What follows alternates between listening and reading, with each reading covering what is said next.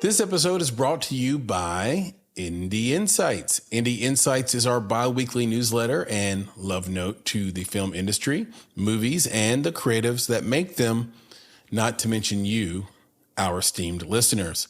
Inside, you'll find curated industry trends, articles, exclusive commentary, and underappreciated films from filmmakers like you worldwide. And the best part is that it is completely free. So join today at www.bonsai.film. It takes just a few seconds. And once you sign up, you'll get the very next newsletter on Friday morning. It's that simple. Go to www.bonsai.film to get Indie Insights, our bi-weekly newsletter, and join a network of film creatives just like yourself. And don't worry, we'll never sell your information or spam you with a bunch of nonsense emails, just the bi-weekly film industry goodness you need. And if you ever tire of Indie Insights, simply unsubscribe. No gimmicks, no games. So go to www.bonsai.film to get Indie Insights for free.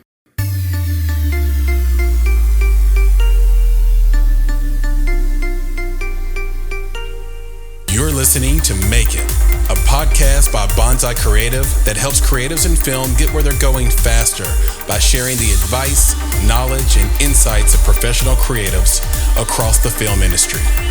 I'm your host, Chris Barkley.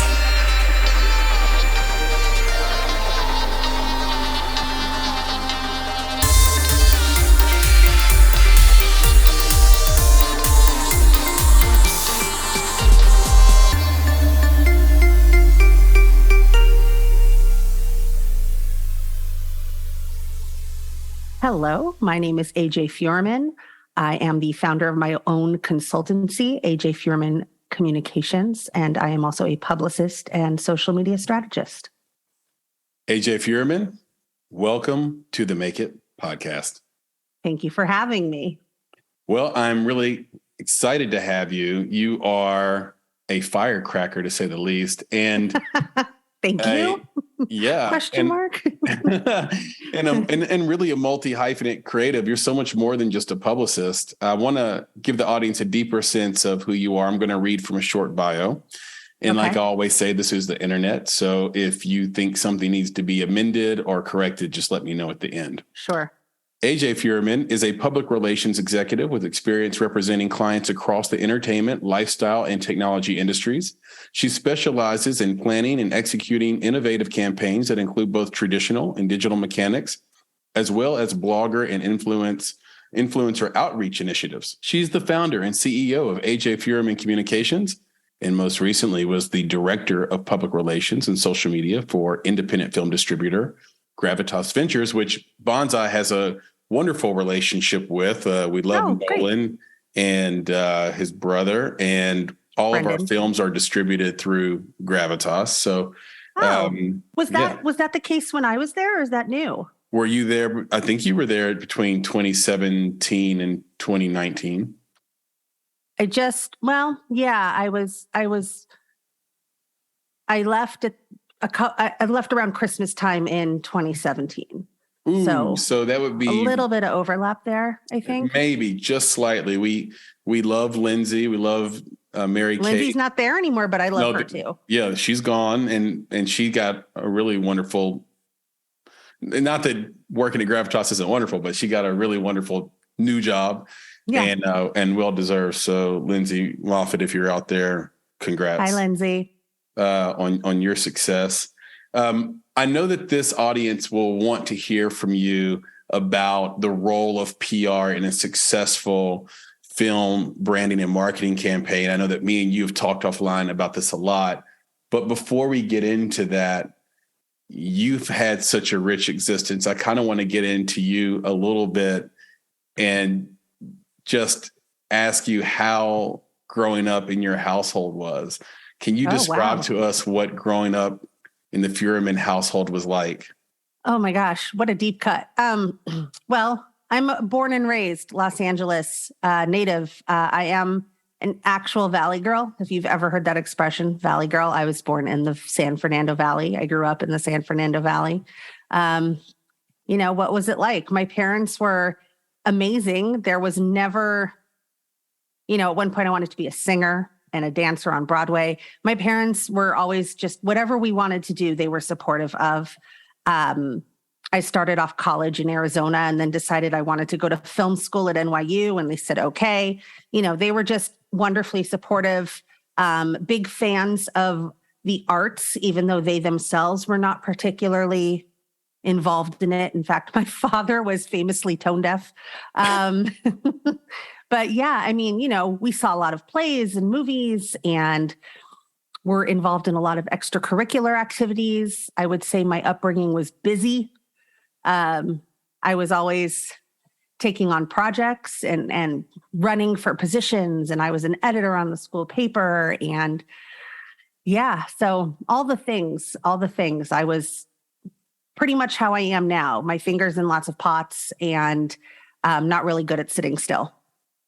Did your parents encourage your voice even when your voice was getting you in trouble, let's say with Miss Brokaw when you were in second grade and just talking too much?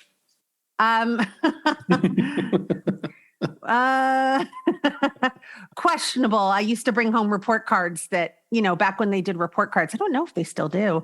And they would pretty much always say, Amanda's very bright and very creative, but she talks too much and she doodles. In fact, my nickname for a while was Doodlebug. I was constantly doodling on the sides of my paper or on the backs. Were they supportive? They weren't furious with me by any means, but they did want me to behave in school and not bring home bad notes. And the older I got, the better I got at controlling those tendencies. So did you get a pass with sort of the teachers and your parents because your grades were always great? Was that sort of the crutch? I'm going to talk and be my bubbly self, but I'm not a bad student on top of that. Well, my grades were not always perfect. I was probably an A-ish student. Yeah, you went to NYU, you went to USC. I don't think your grades were bad. Well, math and science were never my thing, right? Especially geometry. Oh my God. But my brother is super excellent at math, as was my father. So I did not inherit that gift. But did I get a little latitude? Yeah, maybe once I started doing plays in high school, right? Yeah. My English teacher said if I performed one of my Shakespearean monologues in class, he'd give me extra credit, right? No one else had that opportunity. But because I was in A Midsummer Night's Dream, Mr. Perry was perform your monologue. I think some teachers were just being supportive of the fact that I was involved in these particular things. But right. I think they were also supportive of football players and cheerleaders. And, I went to a high school that wasn't huge. It wasn't small, but everyone knew who everyone was. And that was really nice. Yeah, I think it's a fun thing to say and a sort of a cute and feel good, bubbly thing to say out loud that everybody is on a level playing field and deserves the same exceptions. But it's just kind of not the human way, is it? I don't know if you agree with that. If you're a talented football player, you mentioned football player, if you're a talented football player or a popular cheerleader, or if you have the gift of gab like you do and you're in plays, there is a reason for a teacher or a parent or someone to give you a little bit of leeway. Yeah. And some teachers are better about than others, right? We all had our favorite teachers, but we also all have our least favorite teachers. I certainly remember stories about both. There are actually a couple teachers I loved so much that I'm still in touch with them. I'm friends with them on Facebook. Yeah. So that's how much I loved those guys. I need to be much better about that. Yeah. It's not something I necessarily set out to do, but social media made that possible, right? Mr. Perry, the teacher I just mentioned, is basically the reason that I loved writing. He really taught me what the point of it was. So I'm friends with him on Facebook. I have gone back and spoken to his students. I constantly mention and praise him. He probably gets embarrassed because that's how he is. But yeah, so yeah. I do need to get in touch with some of those teachers. I mean, they love it. They love to sort of see, because they know they played a role in whoever you are today. Right. And they don't get enough credit for it ever. Not enough credit. They also not don't enough get money. paid enough for it. Yeah. Yeah. I was going to say the same thing, AJ. Like it's true. Now I do remember my first grade teacher when I was around 7 or 6. So the same age that you were, talking too much in class, but it was okay. I think my teacher was an old lady named Miss Moon, and she used to beat my knuckles with a marker every time I got out of line. Yeah, sorry. Go ahead. And no. I should probably remember more about her than that. I think she also was the one that let me know that there were 31 days in the month of August. And I was convinced there were 30 because my birthday is August 30th. And my mother specifically had always told me my birthday was the last day of the month. Oh, that's funny. Why do you think they did that? Yeah, it was baked in that, my birthday is the end of the month. And so when she tried to teach me that there were 31 days, it meant that I had to betray my mom, and I just wouldn't do it. So I was, I was on like a Kanye West level of denial. Oh God. And we can talk about that if you want. We will. We'll get into that for sure. I like that you doodled a lot. Now I doodled too. I still do. I have sketchbooks all over my house. Yeah. So. Okay. So that's different. I stopped doodling, and I think it's like, I feel like I was doodling because I was using it as maybe a defense mechanism, either against loneliness or against like someone coming over and doing something I didn't like. Why were you doodling? Oh, I wish I had a deep psychological explanation for it. Honestly, it's just that I have a short attention span. I still do. I work really hard on it. As I've gotten older, I'm better about it. But it's never that I'm not listening. I've always been just a super capable multitasker. You mentioned Nolan at Gravitas Ventures, my CEO. I mean, even he had to ask me at one point to stop doodling during meetings. And like I said, it's not because I'm not paying attention and absorbing everything you say. I just have a really hard time sitting still. Always. And the pandemic certainly made that worse. I'm scratching my ear like I can reach it. The pandemic made it so much worse, right? Because all we could do was sit still. So that's actually one of the reasons I now have sketchbooks all over the house. I bought a couple new ones when I was just sitting here quarantined, and I started drawing a lot more. So it's just a really good, also like it keeps me from picking this thing up all day and just zoning out on the television. It gives me something a little more brain active to do. Yeah, I would love to see some of your sketches. I will email you some if you want. I don't mind. I'm not going to get up and get them now because I don't want to interrupt. But yeah, I'll send you some. I don't mind. Me some. They're around here somewhere. I absolutely love that. We have so many guests on this podcast that are like above average or great at a variety of things. And it's not surprising at all that if you're great at one thing, you're great at something else. So I'm looking forward to that. Was there a moment though that you knew you wanted to live a life in public relations and live the public relations life and career path? No, that hasn't happened yet. Oh, really? Okay. No, I'm kidding. I'm kidding. But I will say, like, at least 3 times a week, I'm like, why did I choose this profession? I have no idea. No, well, I know you studied screenwriting. I did. Yeah. So I went to Tisch School of the Arts at NYU. I was a major in screenwriting. And I have always loved writing. I used to have one of those black and white composition books in elementary school, and I would write novels like about my friends. So I've always loved writing. In high school, like I mentioned, my English teacher, Mr. Perry, I really, really started to love writing. I went to the University of Arizona first I was a musical theater major my freshman year. I burned out on that real quick. And a professor I had my sophomore year. If I can just hop in right here, AJ, Oh, yeah. why did you burn out on that? I started performing when I was 7. And it just, by the time I was 18, 19, I was just exhausted. I also had a really hard time handling the judgment that comes along with that. Like you're on stage and you're being judged and evaluated and being told you're too fat or too thin or too loud, or, you're not singing high enough, you're not singing low enough. And I just, it was exhausting. I couldn't take it anymore. And I couldn't get myself to take on that life forever. Yeah. So that's why I had a professor my sophomore year, Dr. Bernardi, who I'm also still friends with, by the way, took an interest in my writing and I started to become like an early adopter on the internet, right? I was building websites on GeoCities, if you remember. Yeah, I remember GeoCities. Those. Wow. Yeah. Shout out to Kevin Rose. Yeah, right? Very good. I was making websites when nobody was. I was looking for excuses to do it. I was learning how to build my own computers. And I was writing a lot. I would fold it into whatever projects I had in the class. It was a media arts class. So anytime I could use it as an excuse to write something. And so he told me about this program at NYU for screenwriting.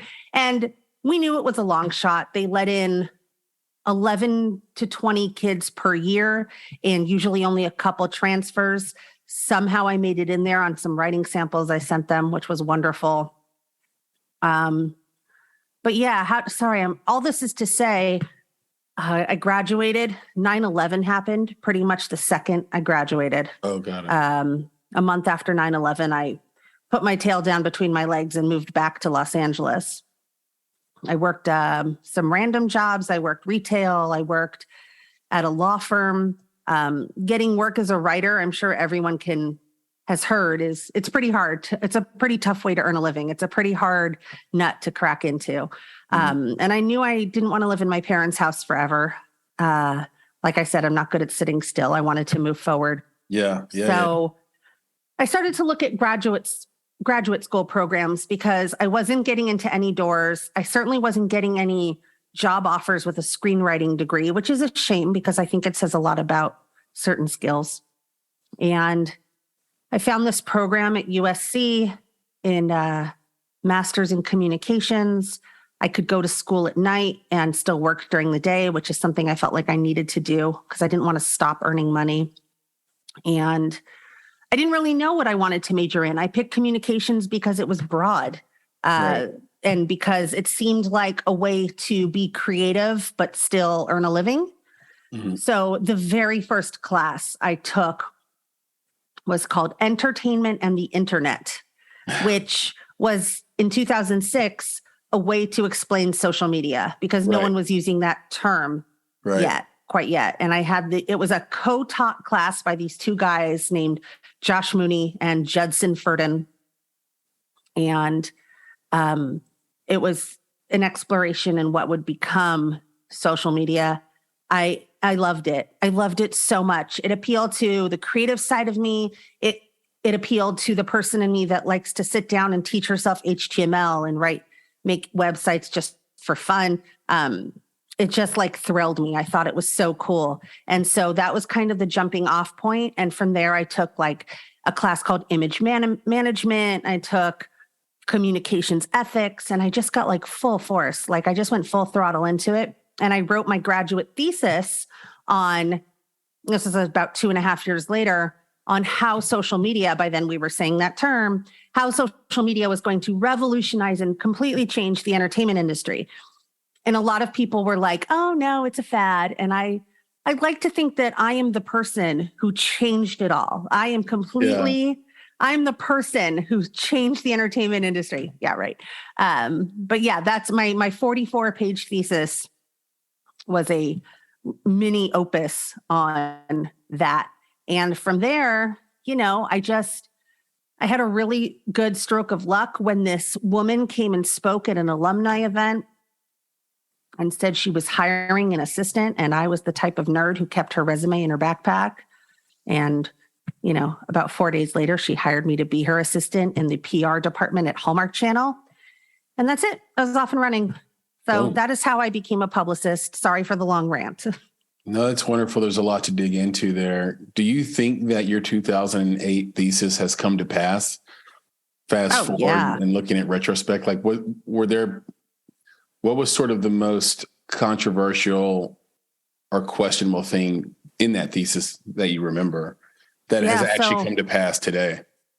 One thing I did was I had a lot of friends who worked in like production or post-production. I mean, it's LA, right? So I was connected to one of the producers of the show Big Brother because they were one of the first shows to involve the audience in a sense. Like you could go online and watch the house guests. You could go online and vote for certain things pertaining to the house guests, like rewards or punishments.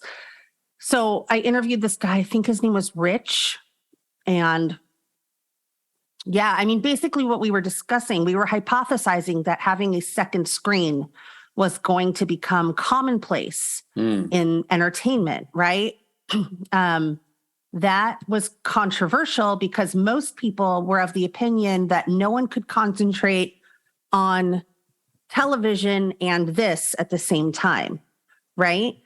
And what has happened since, I'm sure you know, and a lot of people listening know, is that it's completely commonplace. We watch content on our devices. We watch television and we Google things that are of interest to us. We watch Talking Dead on AMC and we tweet along with it. You know what I mean? So what was controversial, I don't know if controversial is the right word. No one was angry about it or upset about it, but there was definitely some disagreement or cynicism around it. And now it turns out that's pretty much what everyone does in mainstream culture. And even like not necessarily as like a technical second screen, but like the internet is basically integrated into our lives, right? It's not even a second screen. It's more like a first screen. So there's I guess I had some foresight. Who knew? You certainly did. It reminds me of the stories around the coming of television and the move away from radio. And there were a lot of critics of television when it came out because it was really bad at first. It was described in newspapers as prominent as the New York Times as TV is just really bad radio. With images. It's just really bad radio. And those people couldn't see what you saw, which is that what happens when TV gets really good, it'll probably cannibalize and kill radio. And I'm the modern day Buggles. There you go. Video killed those are the people who sing "Video Killed the Radio Star." For those of you at home who are too young to know that. Oh boy, they're gonna have to Google that one, AJ. But second screen. I'm with you, and I really credit the American Idols, really American Idol, because Voice wasn't out yet. Those shows, it was really American Idol that they really pushed you to, along with maybe the App Store with Apple. Those two things happening and dovetailing were huge for us having that integration of our phones or devices along with TV. And I think eventually it'll just overtake TV. But I agree.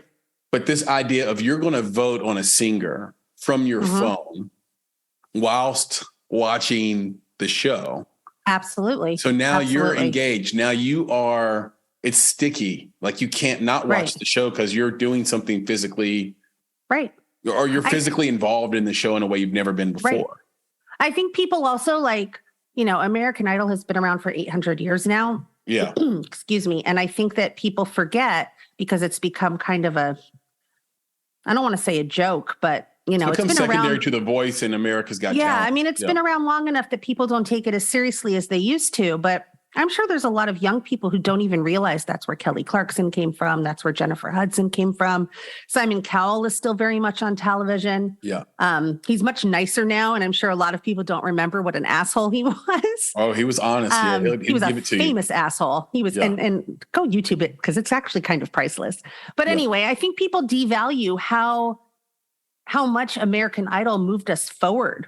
Yes. Right. And then like not so long after that, there were networks like Bravo who were taking advantage of second screen opportunities. Like you could watch Top Chef and go online to see extra footage. So Bravo was one of the first cable networks to do that.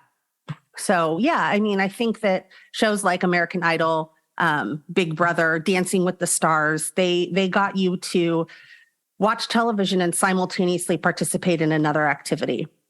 Yeah, exactly. And yeah, it's not like it was a long time ago, but it's long ago I mean, enough look, the people for people to forget that it was a phenomenon when it came. Like there wasn't a show like it on TV. Right. Well, look, it's now 2022.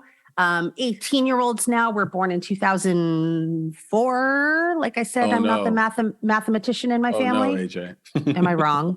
No. No, you're right. I'm just like, it's scary to think about it. Yeah. But I'm just saying, like, those kids were 2, 3, 4 years old when this was all starting. So they're the first generation to live in a time where that didn't, like, where that was the only choice, right? Like you and I still remember when there was dial-up, right? 9/11, like, yeah. Just not imagine, I mean, basically your example, imagine someone with a vote that I was 22 when 9/11 happened, right? Yeah, so I'm just telling everyone how old I am now, but that's fine. I'm not ashamed. Yeah, so you like look great. Thank you. It's my mother. You have nothing to worry about. Yeah, so anyway, like look, there's a whole generation of kids now who have never had a phone in their house. Yeah. Right? Yeah, there's a whole generation of kids who don't know that we used to only have, 12 channels to watch and had to sit through commercials, right? So it's just they're getting that now with what I call the rebundling, the debundling before the rebundling with Hulu, the AVOD version, the AVOD, yes, and the fast TV. Yeah, they're going to get these ads, AJ. Trust me. I mean, even Netflix is caving into it, right? So yeah, they kind of have to because they're in the position Apple was in about 2011 or 12, where they realized that the work of these developers should not be given away for free. And so they started giving the apps away for free so people would adopt the habit of downloading apps. Yeah. And then they realized, well, wait a second, these apps not everything should be free. This is crazy. So right. I mean, how do you tell someone who's been getting milk for free that the milk costs now? Yeah. I mean, why buy the cow when you can have the milk for free? Yeah. It's interesting, right? Like, look what's happening with a lot of the big companies, Netflix, Warner Brothers. They're trimming the fat, like big time. And not to sound arrogant, but if anyone who knows me, either just professionally or socially, I've been shouting for years that the way these guys have been doing business was not sustainable long-term. And it seemed fairly obvious to me and probably to a lot of other people. So it begs the question, how did these CEOs not realize that? Like Netflix, there's not an infinite number of subscribers in the world, right? Like eventually you're going to hit your cap. It's, how did they expect to be able to keep doing what they were doing on such a large scale? So it doesn't surprise me at all that they're caving, You've got guys like Amazon and Apple who also have other businesses, other revenue streams, but Netflix can't compete with that financially, right? So anyway, we're completely not talking about PR, by the way. Did you notice that? This is fun. This is what we do on the Make It podcast. Okay. And I'm interested to see how Netflix approaches the theater space. I think that's a win for them. And that could be a rev stream that they could bring back and make relevant in a lot of different ways. Yeah, it's interesting the way theatrical distribution has changed, even in as recently as probably because of the pandemic, right? Yeah. Which is a really big thing for my career because I primarily do PR for independent films. I have some other clients as well, but my bread and butter for the last several years has been independent films, right? And there's a few ways to book a theater when you're an independent film. Or not book a theater. You can go direct to on demand, direct to iTunes. You can four-wall it. You can do direct. Yeah. Exactly. So you can do what's called a day and date model. You can come out on demand and in a theater at the same time. You can do a pre-theatrical, which means your film comes out a little bit before the VOD. Usually what a lot of independent films do is what you just said. They four-wall, which basically means you rent 4 walls of a theater. So basically you pay the theater to have your movie run for X amount of days and you get all the money. Whereas the opposite of that is the theater takes your film in a more natural, organic way, which is what happens with most commercial films. And there's kind of like a rev share situation. But independent films don't make as much money as the Avengers, right? So they have to four-wall a lot of the time. Yeah. And it's an interesting thing to PR. I think theatrical releases it's going to be really interesting. I think the movie theaters are going to have to make their film going experiences more experiential. I think they have to find more creative ways to get people into the building. Maybe they need to start showing films from olden times, right? That someone my age didn't get to see on a big screen and make it an evening out. I don't really know what the solution is, but like you said, with Netflix, who actually owns a physical theater now in Hollywood. Yeah, in Hollywood, they do all their screenings, award season screenings there. Yeah, and the other thing the layman may not know is if you want to win an award, particularly the Academy Awards, for example, you have to show your movie in a theater for at least 7 days. So when you're Netflix, for example, and all of your movies are available on Netflix, when you own a theater, it's certainly a lot easier to just show a film for 7 days and thereby making it, eligible for an Academy Award nomination. Because if it was only on Netflix, it's not, right? Although those rules changed a little to accommodate the pandemic, but I think now it's back to that. Has to show for 7 days. That's a wonderful point to bring up. So yeah, and until the Academy abandons ship on that, we will at least still be able to see our commercial award style films in theaters, right? And you're certainly never going to see like an Avengers movie direct to VOD. Although I say that, and now I think about what came out during the pandemic that went right to VOD. But anyway. Maybe Invisible Man, the Elizabeth Moss version of that, went straight to VOD and was excellent. Yeah. There were a few bets by Sony, I think, at the beginning of the pandemic that went straight in, and they were like, let's just give this a shot. You know what's an interesting example? The Scarlett Johansson Marvel movie, I think, went straight there. Which one? The Scarlett Johansson Marvel movie. Black Widow. Yeah, because there was a lawsuit about that. Mm-hmm. Which she sued them for that. But you know what? Rightfully so. And won. Honestly, rightfully so. She had a deal where she made money off box office and they took it out of the box office. Yep. Rightfully so. And if she had been Robert Downey Jr., by the way, that probably wouldn't have happened, in my opinion. But like, for example, a couple months ago, I went to the El Capitan Theater in Hollywood and I saw Encanto because I love it. And I had never seen it on a big screen because it was a pandemic movie. I only saw it on Disney Plus. And that was really cool. The theater was full. Like parents brought their children. They wanted to see it on a big screen. So, that's a good example of what I was saying is put a movie no one's seen on a big screen. And at the LCAP, you get, you pay $21 and it includes a souvenir popcorn bucket and a thermos and, whatever. So like there's an incentive. Yeah, I think that's great. Like, I think every theater has to find a way to serve cocktails and dinner. Right. I mean, RIP ArcLight, which used to be a movie theater in LA that did just that. But that's right. I also think there's some merit to like adult only theaters. I think a lot of date nights would happen in those scenarios. There's a theater in Los Angeles. You talking NC-17 here, AJ? What are you talking about? No, but like, for example, there's a theater in West LA called iPic.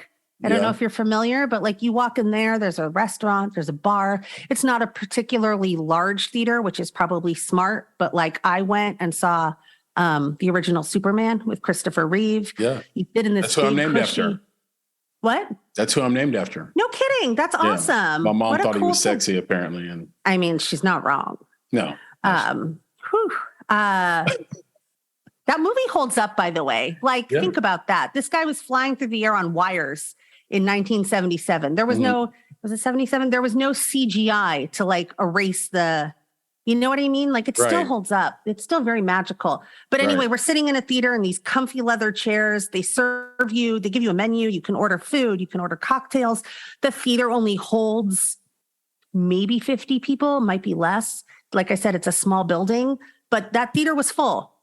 Yeah. And if you're talking about real estate, they did a smart thing, right? They created just a very small theater, is very experiential, is not likely to bring children in, but is likely, because of location and style, is likely to bring in a affluent consumer. Yeah. So maybe that's the solution. Maybe iPic has figured it out. Yeah. There's a lot of cool ways forward depending on the acquisition model, like whether it be like Netflix and Apple get into theaters or Amazon. Yeah. You can imagine a million different ways they'd spin that. But if theaters stay the way they've been, you can imagine a lot of different ways they spin that as well. Yeah. Let's talk about this. Kanye West. Because here's the thing. I don't want to have the conversation everyone's had ad nauseum. What I've noticed is, I didn't want to be the kind of person who made an opinion based on things I saw on Twitter, because I'm a pro Twitter user, just a heavy on Twitter. And I wanted to watch all the interviews. And I've noticed, and this is kind of the angle I want to take on it, because I don't think anyone's spoken about this yet. I've noticed that each interview gets slightly better for him and slightly more apologetic. And the Lex Feuerman interview that he just did, which was 2 hours long, and Lex Feuerman is a Ukrainian Jewish MIT scholar and engineer. I didn't know about this. You got to see the Lex Feuerman interview. That interview was normal. He didn't take any shit from Kanye or anything, or Ye or whatever. And by the way, Ye wasn't combative. I was really like, okay, that's the Kanye West I grew up listening to and understanding. So I am wondering, what does that tell you about him, though? Does that tell you that he knows what he's doing? Yeah. And I was going to say, maybe does his publicist know what he or she is doing? He doesn't have one. Are you seeing, is this progression based on him hiring people to help him soften this and walk this back? Is that why the interviews are getting better as they get further along? Not in my opinion. And just a couple of things to disclose. One, please. I have indirectly worked with him. I was working at AEG Live when he did the Yeezus tour. So I have not intimate knowledge. I've never shaken hands with the guy, thankfully, but I overheard some things, right? And I haven't signed any NDAs. However, I'm also a classy person. So please don't think I'm about to tell you anything salacious or private. It's not going to happen. Yeah. And we wouldn't want you to do that. No, of course. Right. And you're a classy guy. The other thing I should disclose is that I'm Jewish, right? I literally just saw my therapist yesterday because I have been carrying around so much rage. In fact, from where I'm sitting, I can see the pile of Adidas stuff on the floor that I'm going to put in a dumpster. And I was an Adidas fan. I am a fangirl. Not anymore. But anyway, so you can see I'm like tensing up. Here's the thing about Kanye, in my opinion, based on what I know about him and his lifestyle. First of all, to the best of my knowledge, he does not have a publicist. He doesn't think that he needs one. He desperately needs one. He does, but a bunch of people. Who's the brave fucking publicist that's going to be like, I want to represent Kanye? Because I sure as shit don't. Right. He thinks he knows. And look, here's the thing. Maybe this is controversial. I think he's a smart guy. I think he knows exactly what he's doing and doesn't give a shit about it. Right. I think that he makes choices, right? And a lot of people are quick to say he's suffering from a mental illness, that he's bipolar. I know a lot of people with mental illnesses. I know quite a few people who are bipolar. I don't really agree that we should chalk it up to that. I think it does a disservice to people who suffer from mental illness and do not come out into the world and say, I'm going to kill all the Jews, right? So I don't like that sentiment very much, but and I also don't think it's true. I grew up in a household with my dad who worked at Middle Tennessee Mental Health Institute for 30 years. Right. And I've seen bipolar people. I've seen what crazy really looks like. He's not crazy. Right. No, and I hate that word crazy because who really knows what that means anymore, right? Well, he doesn't have, if he has anything, it truly is exhaustion and loneliness is what he's suffering. He suffers from loneliness and exhaustion. I think he was extremely traumatized by the sudden death of his mother, whom he was very close to. I don't know if you saw the news about his school, the Donda Academy. They sent out an email one day that I think it was just a couple of days ago. They're like, the school is closed, never come in again. And then we might reopen. And then the next day they all got a letter that was like, we're reopening. I don't know if that's him calling the shots, but it sure seems like it, his MO. Yeah. I think he also accidentally, intentionally, I don't know. I think he has surrounded himself with a team of yes people. And what I mean is, he bankrolls a lot of people's lifestyles. So I think a lot of people who should be saying, hey, man, like, let's think about this. I think those people instead are afraid to sacrifice the lifestyle they're accustomed to living and say, whatever you want, Kanye, go for it. Or also possible, they just can't control him. Right. I don't believe he has a personal publicist. I'm sure his record label has a PR team, but what can they really do? He's not out there promoting a record. He's promoting his own opinions. So that's what I think of him. I have been in arguments in the last week with people online who are not Jewish, who are Jewish, who are other marginalized community members. Opinions are like assholes and everybody's got one. Right. The other day, I haven't really discussed this, so you guys are getting like a mini exclusive on my life. Love it. On Monday, I was at a Walgreens and I had my dog with me. I was going to pick up a prescription. I can walk there. It's right down the street. And I live in a part of the valley now that is very overrun with homeless people. So I never know who I'm going to encounter when I'm out there. So I'm very alert, very cognizant. A couple of years ago, I was actually assaulted by a homeless person. So I'm very hyper vigilant. And my dog and I were walking through Walgreens and a Black gentleman looked at me and said, "Are you Jewish?" And I was immediately like frozen because I'm in my neighborhood and I'm like, who is this person? Yeah. But I said, yes, I am. Too. Yeah, I said, yeah, I am. Like, I don't know what about me screams Jewish, but okay. I said, yeah, I'm not ashamed of it. And my first instinct is to say, yes, I am. And he caught some stuff up in his throat and he spit on me. Oh my God. And, I only mention he's Black because he's from a different marginalized community than I am. It's a shame that he doesn't have more sympathy or empathy. He may be a Kanye West fan. And that's what inspired him to do that. He may have been a homeless guy. I don't know. He may have been someone who just was walking around that day looking for Jews. I have no idea. But God, I don't even remember how we started this conversation because now I'm like sweating. But it's a crazy situation to so I got spit on because I'm Jewish. And here's the thing. I saw Deborah. Regardless of who you are, though, I'm saying regardless of being Jewish or him being Black, like we have to have more civility with one another as human beings. Like who spits on somebody? I saw Deborah Messing tweet something along the lines of, there are 15 million Jews in the world.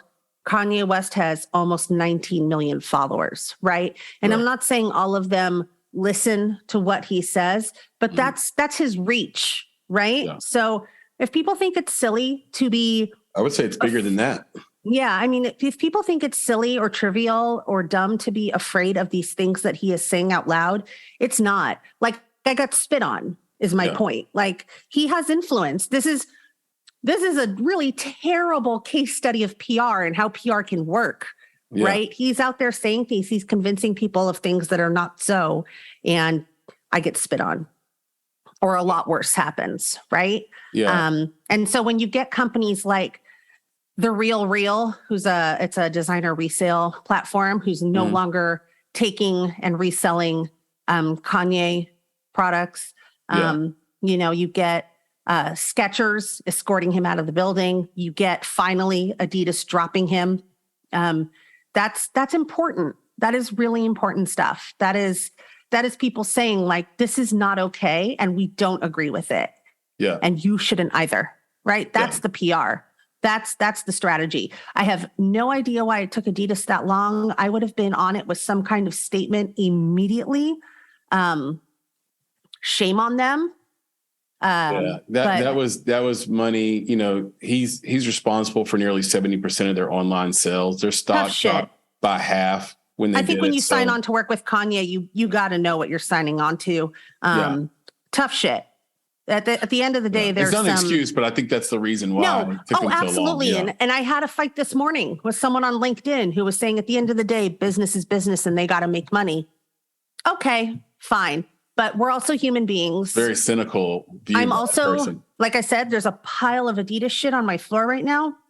It includes 4 pair of shoes, a sweatshirt, a lanyard, a hat, gloves. Like, I'm not exaggerating. I was an Adidas fangirl. I'm a consumer. So you want to talk about Kanye costing you money now? What about all the millions of people who are no longer going to buy your products for a decade? Right, where they vote with their wallet. Their stock dropped, right? Yeah. Their stock plummeted, and a day later they were disavowing him. So that's where you hit them with their wallets.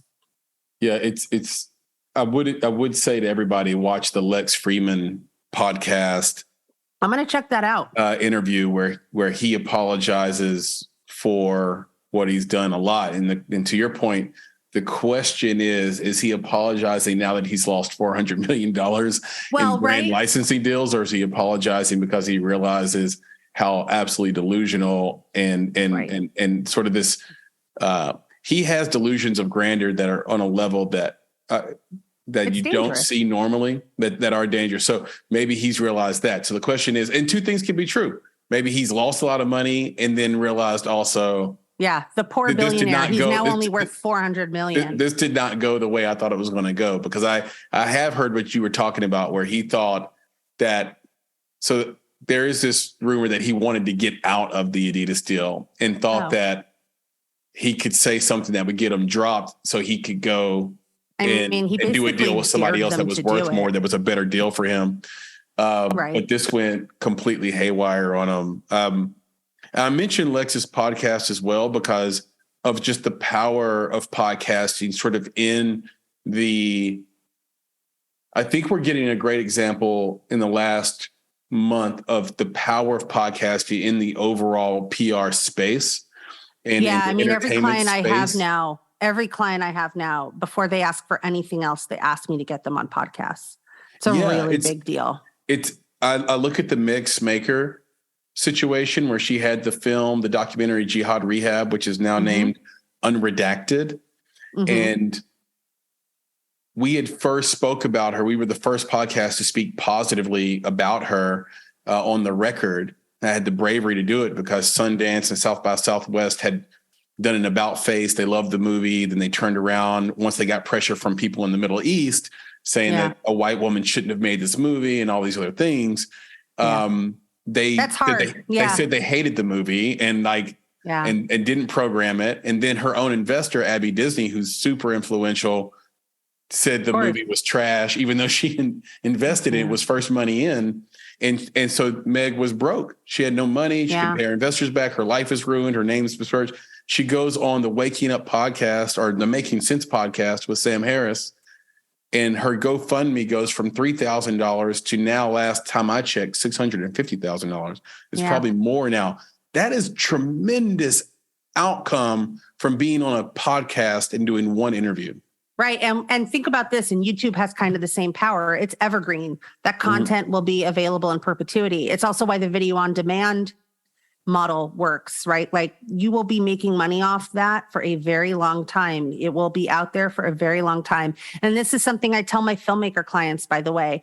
Maybe you'll only get 4 editorial pieces published about your film, but they are out there on the internet. They never go away. You never know when someone's going to see it. You never know when someone's going to be scrolling through their iTunes menu and remember, oh, I saw that thing about that movie last year and the movie's now available.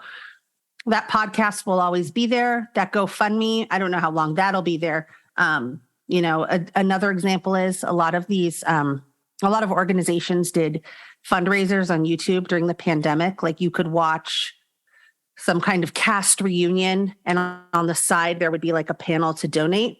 those donation panels are still up. So if I go and watch the cast reunion of ER on YouTube, I can still donate to the whatever charity it was that they were encouraging. It's a great point about the power of YouTube as well. I'm working on a documentary right now about the power of YouTube. So I'm fairly laser focused on that. We got to talk about that offline. I should say I at least once a month check YouTube to see who is pirating one of our movies. And I've talked about this like a few times on the podcast. Well, sometimes it's something really sweet happens. And that's what happened the last time I checked. So this was very recently. I checked to see if our film, Another Version of You, is being pirated. And sure enough, on YouTube, there's a video, and this guy's YouTube channel, which has over 300,000 subscribers, his YouTube channel is just a channel where he eloquently speaks about a film. So that's his thing. Okay. And it's I think it's in France. Okay. So I didn't understand a word he was saying, but for some reason in his tone, I could tell he was saying something good about the movie. That's amazing. And so then I read the comments, and the comments were like, where can I see this movie? Where can I find this movie? This sounds awesome. And it had been watched 22,000 times, and it had just been released like a day or so ago. Yeah. So all of a sudden, our movie that came out in 2018 got 22,000 free views of publicity with someone saying something nice about it, and people in the comments asking where they can buy it. So I hit up the producing team and said, hey, let's all work together and drop where to buy, where to watch links in the comments as replies on this video. And we did that. I would also put the movie on sale. Yeah, well, it's on sale. You can buy it like on iTunes and DVD and Blu-ray. Sure. So we've dropped those links in the comments. That's the power of YouTube. And there's going to be somebody else in, Poland that watches it for the first time and decides to do the same video, benefiting him or herself, but then as a proxy benefiting the film they're talking about. Yeah. I mean, look, it's in my space, we kind of see the same thing happen with Rotten Tomatoes, which drives me absolutely crazy. Tell me about that. What do you see with Rotten Tomatoes? So you get 100% on Rotten Tomatoes. Everyone's like, what is this movie? It's a really big deal. It holds a lot of power. Do you want me to talk about Rotten Tomatoes? Because I can go off about Rotten Tomatoes. Give me a little bit about Rotten Tomatoes, because I don't know how they beat Metacritic. Metacritic seems like such a better idea. That's a good question. Yeah. Metacritic also, I don't know if anyone's checked them out lately. They've been amping up their editorial content, which is awesome. Yeah. No, I mean, look, I don't know exactly what your demographic is, but basically, just to give people a little insight, mostly filmmakers. Right. So everyone knows Rotten Tomatoes puts a score up about your film. There's two scores. There's the critic score and the audience score. The one most people care about is the critic score, which I think should be the other way around. But anyway, the critic score. When you're a big commercial, successful, giant movie like The Avengers, you need a couple hundred reviews to get... basically, look, you get one or two reviews, no Rotten Tomatoes score. You get hundreds of them, you start to accumulate that Rotten Tomatoes score. Mm-hmm. When you're an independent film, thankfully, you only need 5 Rotten Tomatoes approved critics to review your film to start getting that score. That score is important because a lot of the on-demand and streaming platforms now put that score right on the menu page for your film. Mm-hmm. So it's become overwhelmingly important, and it sucks, but it can make your film. It can also break your film. Yeah. Sometimes it doesn't matter at all. I think Black Adam has like a 48%, and it had a huge opening box office. It did 67 million, but they wanted double. They wanted Tom Cruise Maverick numbers. They wanted like 135 opening weekend, but they still were number one by a mile. Right. And I don't know what Maverick's Rotten Tomatoes score is, but it's pretty up there, right? Yeah. So maybe it does make a difference. It is so good. Anyway, it's interesting, right? And like the controversy of the last few years for Rotten Tomatoes is that the critics that are RT certified are not particularly diverse. So we're pitching 400 of the same person. And so what they have made a point of doing, much like the Academy and the Golden Globes and whomever else, is embracing more diverse critics, which is all well and good. But here's the problem for publicists like me. I get a film that is directed by a Korean man starring a Chinese woman and a Hispanic or Latino co-star, and I am pitching critics to review it, and they're not biting. They're too busy reviewing Captain America.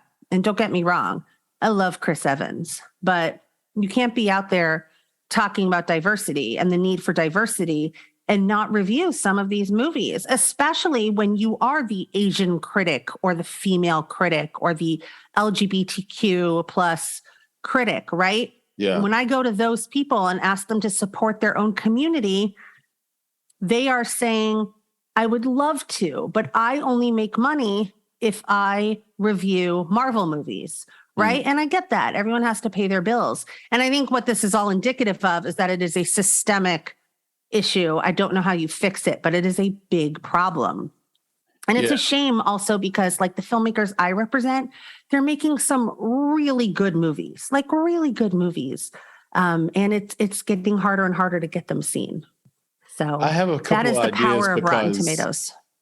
Yeah, it's a similar problem we faced, and we redeveloped our business model around branding and marketing for independent film. And we've talked about this offline, AJ. One of the reasons we did that was because of the same problem. Basically, an independent filmmaker can't go out and hire the very, very best marketing company because that company can't allow themselves to take the type of discount it would require, because then they couldn't charge that amount again to like Netflix, Hulu, Amazon, Apple, etc. Right.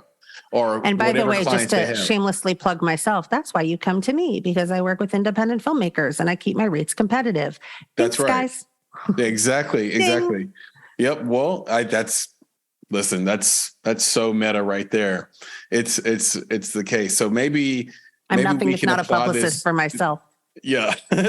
maybe we can expand our model out to critics and then also make that part of that mix. But I think having someone like you to lean on as a filmmaker can maybe solve that problem without having to do all that stuff. Right. Well, and then, the other thing, and I hate to put anyone out there, but you've now got a handful of critics who want to review independent movies, but can't necessarily afford to. But if you PayPal them $50, they'll do it.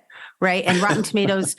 And frankly, you know what? Fuck it. Do it. I don't care. Yeah. I don't care. For $50, right? For $50, I'd love for you to review my film, because I'm out there trying to act in the best interest of my client. I want as many people as possible to hear about this amazing movie that's not getting enough attention. Yeah. Now, granted, I have a code of ethics that I have a really hard time stepping away from, but I totally get that. I do. I get it. Let them do it. But the other point is Rotten Tomatoes isn't out there policing it, which is a problem also. Right. So, right. Yeah. Like I said, it's a systemic issue. I have no idea how you fix it. I love this idea of aiming towards the top of the mountain in the critic world and then offering to pay in Ethereum or Bitcoin because they're so variable. So they could take an L on that, but also their $50 could turn into $550 on a whim. Right. And all of a sudden they were overpaid for the work. So that's an interesting approach too. I know that you're a heavy Twitter user just like me. And I just saw where someone said, hire you as your publicist, you won't regret it. And I like that tweet and made a little comment on it. So you have very sweet and dedicated clients. I'm very now lucky. Twitter is officially owned by Elon Musk. Is this a good thing, bad thing, in the middle? What do you think the pros and cons are going to be? I think it literally took effect today, right? Yeah. I don't know. I know that the whole platform, as much as I love Twitter, I know that it was a cesspool of negativity. I don't know if putting Elon Musk in charge of that is the solution. I don't know. I just don't know. I don't like him. I think he's a dick. I can't dispute his accomplishments, though. I mean, look, Jack Dorsey, who invented Twitter and Square and he's kind of a dick too, right? He's just a different kind. Mark Zuckerberg, they're all jerks, right? They're all megalomaniacs. I personally think Elon Musk is a douchebag. So, but I don't know. I don't know how it'll affect Twitter. I'm not prophetic enough to figure that one out. I don't think it could get worse. I don't know how. It's interesting. There's a great company called Bot Signal out of the UK. I'm forgetting the guy's last name. His first name is Chris, though, and he basically developed software that would track bot activity that was negative towards a particular person. So one of his most famous reports was he found out that Kamala Harris gets abused on Twitter more than any person on Twitter. And most I wish I could say that surprised me. So these Russian and Chinese bots will go in and call her the B word, call her a bitch, call her the N word, all this stuff. And they're not even real people. Yeah. And so anytime she posts anything, there's a bot army that comes and denigrates her, so that the first thing a real person sees when they go to her tweet is everyone hating her. Sure. And if he cleans that up, that would be great. That is all he has to do. Because I don't have to know him. I was in the Michael Jackson fan club. I don't want to hang out with him, but his music was fire. Right. I mean, look, Tom Cruise is a great example. He's a Scientologist, which is something that I have read a lot of books about and definitely can't stand and have zero patience for. But the dude makes amazing movies and he's not physically hurting anybody. So I guess it's fine. Yeah, he's the last. I don't know if I'll ever be able to watch The Usual Suspects ever again, but I can tolerate Maverick. I don't know. Look, if he can clean up bots, if he can make it a tidier place to exist, I'm all for it. That would be great. He definitely held Twitter accountable throughout the acquisition process, which I thought was really interesting. It's kind of the same thing that's happening with the LA mayoral race. Actually, you've got Karen Bass, who, again, disclosure, I'm a Democrat. No one is surprised. You've got Karen Bass running, and she's definitely, she's portraying herself as a little more empathetic and a caretaker, and she's here to fix everybody and take care of LA. And I'm all for her, by the way. I'm very pro Bass, but on the flip side of that, you've got Rick Caruso, who is also a Democrat. And, he's coming in with tough love. He's like, let's clean this shit up. I am here to kick some ass.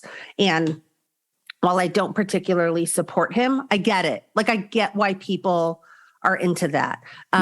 It's a little scary because also that's kind of the platform Donald Trump ran on, but I get it. I do get it. Especially in LA, there's become a lot of environmental, ecological, economical problems. And he's coming in and saying he's doing what you're supposed to do to win people over. Right. He's out there saying let's get this shit together. I've got billions of dollars, so let's do it. I read a stat that blew my mind the other day, AJ. It said that 50% of the country's homeless live in the state of California. I can't say that surprises me. Between LA and San Francisco. And if you want to go up the West Coast, that's pretty remarkable. Portland has a huge homeless issue. Huge. Because they have some tax incentives in their state that actually make it financially viable to be homeless. Yeah. It's being a corn and soy farmer. Yeah. I don't really know exactly what it is, but I spent some time there and I remember noticing why are there so many homeless people in Portland? And apparently someone at my hotel told me, I don't know exactly what it is, but you can still go to X place and collect X money when you're homeless in Oregon, whereas in some other states you can't. So whatever it was, but I think the same thing is in Washington State as well. Yeah. Clearly a lot it's of just the military. Yeah. Also, we have great weather. It's easier environmentally to be homeless here. Why wouldn't you? If I was homeless, I'd probably stay in LA. So this is a terrible conversation. God. Well, it's better than Chicago. I've spent time in Chicago and LA both a lot. And it's I'd rather be homeless in LA. I'm with you. Same reason why a lot of At least you have elderly community in LA. citizens, a lot of elderly citizens go down to Palm Springs in Florida, right? Yeah. Like, go get the good weather. Yeah, that's what you do. That's what you do. All right. Yeah. I want to pivot really quickly to some tactics, some PR tactics, if you don't mind. I'm curious if you have an example of crisis management on social media for one of your clients. Have you ever worked through or how would you handle them if the crisis was actually on one of these networks? No, I mean, to be honest with you, no, I don't. I stay away from crisis communications. I have enough intelligence to know what my skill sets are and my boundaries are. When I have encountered a crisis communications situation, I typically refer them to someone who is an expert in that space, like someone who solely deals with crisis communications. Okay. That said, occasionally from time to time, I've been asked by a client, like, should I say anything about X? And I will say either no or yes. And if it's yes, I'll help them craft something. But generally speaking, it is a finely tuned skill. You've got people out there like, I think her name is Judy Davis, the woman who actually Kerry Washington is based on in Scandal. Like that's all she does. You've got people like, there's a publicist who I'm friends with named Danny Duraney, really great with a crisis. Right. So yeah, I mean, people like that. I can't remember his name, Kevin something, there's this guy named Kevin. He's actually the guy who brokered the deal for Kim Kardashian's sex tape. Oh, wow. You can look him up. I forgot. I think I know his name. Yeah. Yeah. But like, he's a fixer, so there's guys like that, publicists and non-publicists floating around who handle that stuff way better than I ever could. Yeah. I'm just, look, I'm a freelancer. I represent independent films. They're generally not controversial. I think the most crisis heavy thing is one of my very first clients as an independent film publicist freelance was the star of one of my movies got busted for drunk driving like a month before our movie came out. And basically our path of least resistance was to just not pitch him for interviews. Yep. That's smart. It's interesting to know too, that there are a bunch of sort of nonviolent Ray Donovans out there. Yeah. Yeah. Oh yeah. I mean, Ray Donovan is made for TV and I'm sure there's people like that exist, but there's plenty of people who don't function that way. Right. They don't have to get off the baseball bat. There's definitely publicists, and you're not even in the crisis space, right? There's definitely publicists out there that are really bitchy, if not just downright nasty. And I get that too, because if you represent like a top tier A-list client, and I'm just arbitrarily picking someone, right? Like let's say you represent Ryan Reynolds, and I don't, off the top of my head, I don't know who represents him, but I do know that he comes off as a really cool, nice guy. And I'm pretty sure from what I've heard, he's like that in real life, right? But he's such a nice guy that he's going to like say yes to everything. So who does he want to represent him? The bad guy, right? Like he wants like the nastiest publicist he can get to turn shit down so that he doesn't look like a dick. Because he doesn't want. Do you know what I mean? So like, I think there's a place for those kinds of publicists in certain spaces. You're probably not going to find a lot of bitchy people doing publicity for independent films. That doesn't benefit the industry. But I do understand why those publicists have to exist. Yeah, that makes a lot of sense to me. I know TJ Miller has a problem with Ryan Reynolds, but you can't take TJ Miller seriously, can you? The dick in the room and then complain of somebody else being a dick to you. They were like, I'm a big Ryan Reynolds fan, so I'm a little biased. Sure. I know in 2000, who isn't? He's the best at being himself. That's a really good, yes, he is. Yeah. I mean, he's just Ryan Reynolds in the movie and we love it. Yeah. I'm here for it. Do it. If he does nothing else. And I think he's kind of like, even more recently, he's kind of embraced that more and more and more. He's like, look, if I'm just myself as Deadpool, or myself as, you know what I mean? Like, look, Tom Cruise has made a career out of being the same guy in a million movies. Yeah, that's a great point. He's not particularly diverse in his roles, but who cares? Like, he makes good movies. They're super fun, and he's really good at running and blowing shit up. Maybe the last movie star. Not everyone has to be Will Smith, right? Like, he really wanted to go from Independence Day to making Oscar movies. We all saw how that turned out, but...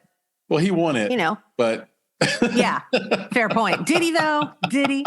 And Tom Cruise has been nominated for Tom Cruise Talk has been about nominated fumbling for the an bag Oscar. on that one. Wow. Yeah. Tom Oh, Cruise has man. been nominated for an Oscar, so it's not totally without those moments. Yeah. But I'm just saying, like, yes. Anyway, he's the best at being himself. Ryan Reynolds. Back to that. You were also ahead of the game back in 2006 when you had one of your companies that you worked for download MySpace. Oh, yeah. MySpace, the original social media network. I'm curious what you think. Fast forward to today. Actually, I think Friendster predated MySpace. Oh, yeah, you're if right. you really want to Friendster, get down to it. And then Friendster was predated by something else. I can't remember the name. Well, of it. I mean, even in the days of I started blogging in 2002, right? But no one was calling it blogging. They were calling it blogging 2.0 or something. Or it was just having a diary on the internet, right? It was like Neil Patrick Harris and Doogie Howser. It was, I was just keeping a diary. I was just who thought that was going to be the foresight, right? Yeah. The forecast. I was keeping a diary on the internet that other people could read. I mean, literally the website was called diaryland.com. So there were those kinds of things, and you could follow other diaries and people could follow you. There were networks like LiveJournal that were happening, things like that. And then Friendster and then MySpace. And I was studying what I was studying in graduate school. I was working at Hallmark Channels at the time. Yep. And I worked for the head of corporate communications, and she and Crown Media Family Networks. Crown Media Family Networks. At the time, it was just Hallmark Channel, but now they are so much bigger. And me and my boss, her name was Nancy.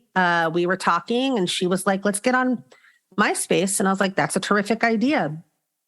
MySpace was a phenomenon for me. I mean, I loved MySpace until it became not MySpace.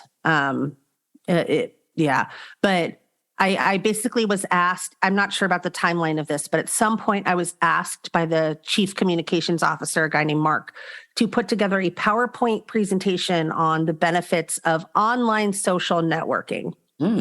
He would call it OSN. And I still have that PowerPoint somewhere. I've looked at it. Sounds like a right-wing news station. Yeah, I know, right? OSN. It really does. It's like Parler, the early days of Parler. Yeah. But yeah, I put together this PowerPoint. We got ourselves in MySpace. It grew over into the consumer side of our publicity department, putting recipes and fun things for people to share on our website. And not long after I left the company, they got onto Facebook, and now they have this ginormous social media following on all the platforms. So while I can't take full credit for all of that, I do like to think that I helped give them a little shove into social media. Pat yourself on the back. It was a phenomenon for me because I realized how powerful it was. It was a concept I didn't fully understand at the time until I had a really close friend back then who was a good person, but a deadbeat dad, right? And couldn't really keep a job, and that's a shame. Had tough time, in school, didn't go to college, and then his MySpace page said "loving father." Oof. Here's my income per year, college graduate, and it hit me that on social media you can be whoever you aspire to be. I mean, can I get super nerdy for a second? Please. Really, really good line from Star Trek. When Captain Picard says to Data, "It is possible to make all the right decisions and still have a negative outcome." So you can go on MySpace and you can present yourself however the hell you want, but you could still be a shithead, right? Yeah. So I think about that quote a lot. My favorite Star Trek quote is from my friend Joey Baggs, who is always having to debate Star Wars fans, and as a Star Trek fan. Just like them both equally. Come on, I think nerds. so. I think that I'm fine with that. And, he would always say Star Trek is for adults. I mean, I actually kind of get that argument because George Lucas notoriously incorporates entertainment for children into everything he does, right? That's why we got stuck with Jar Jar Binks. Yeah. So, I do find that there's a lot of man children that love Star Wars who are kind of reliving their youth. And that's fine. What's wrong with that? Yeah. Talk about loving things equally. I love Star Wars. If G.I. Joe comes on, I'm watching it. Oh, so good. I had If those. Voltron comes on, I'll watch it. Oh my God, I had all those action figures as a kid. Did you I really really? did. Do you remember the G.I. Joe, the twins? There were twin villains. Yeah, the Crimson Twins. Yes, I had those action figures, and I used to love make the them. Crimson Twins. I had Crimson Twin action figures. I had Cobra Commander. I had all of them. I used to make them fight each other. I would play. Who was the ninja, AJ? Like Storm Shadow? Storm Shadow and the Crimson Twins were the first villains I ever rooted for. Yeah. Now it's commonplace, but I used to, I grew up with these kids. I'm still friends with their family friends, but me and my friends, Mitchell and Mark, we would disassemble. Mitchell's family had like this giant sofa and you could take all the cushions off and we would build pillow forts and we would get his like Millennium Falcon and we would play Star Wars. And because there were two boys and a girl, one would be Han and one would be Luke and I would be Leia and we would come up with these scenarios. So yeah, anyway, for kids. We had a great childhood. I talked to my dad about what they did as kids. It's like, what did you guys do for fun? Oh, we grabbed BB guns and went to the woods and shot each other in the face. Like, oh, shit was real back then. I mean, holy shit. Like, let's emulate the war our dad. We had laser tag in the 90s. Yeah, exactly. Things have gotten much, much better. In your opinion, though, today, what is the best network? If you had to tell one of your clients and they could only be on one social media network, where would you tell them to go? I don't think you can put that finite a point on it, right? What I actually usually tell clients is, where does your audience live?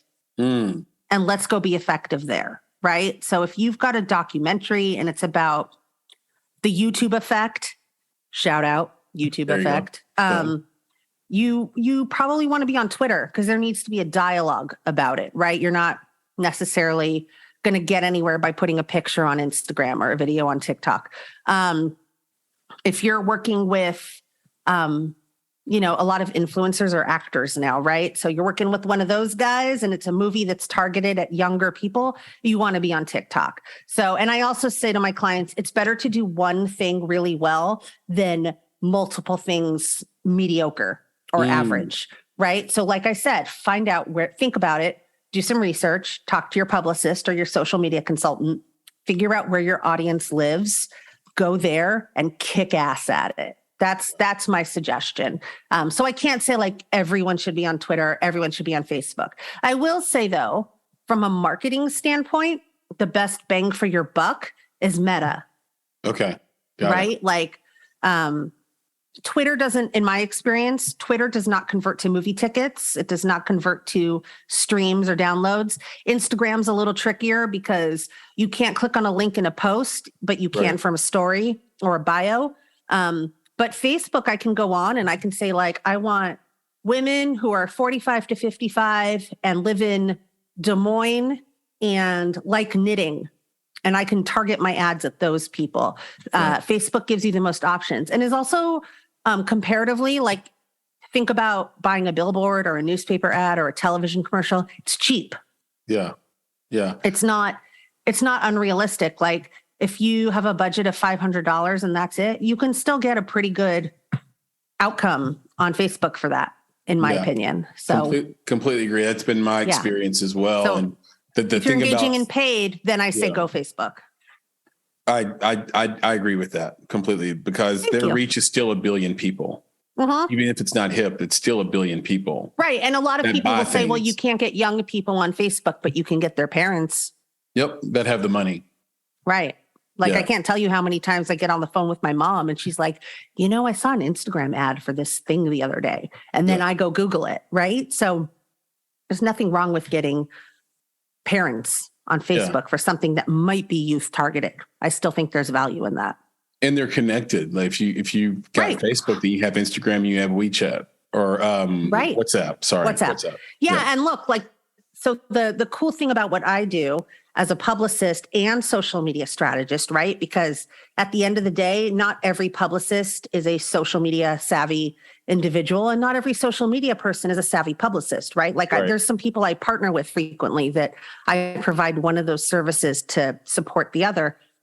I'm able to do both things, right? So when I'm practicing PR, in the back of my mind, I can also think about how social media can support that. And when I'm practicing social media, I can think about how PR can support that, right? So I have that kind of set up for my business where one informs the other, one supports the other. And I think that, to be a little self-serving, I think that makes me a little more marketable in my space.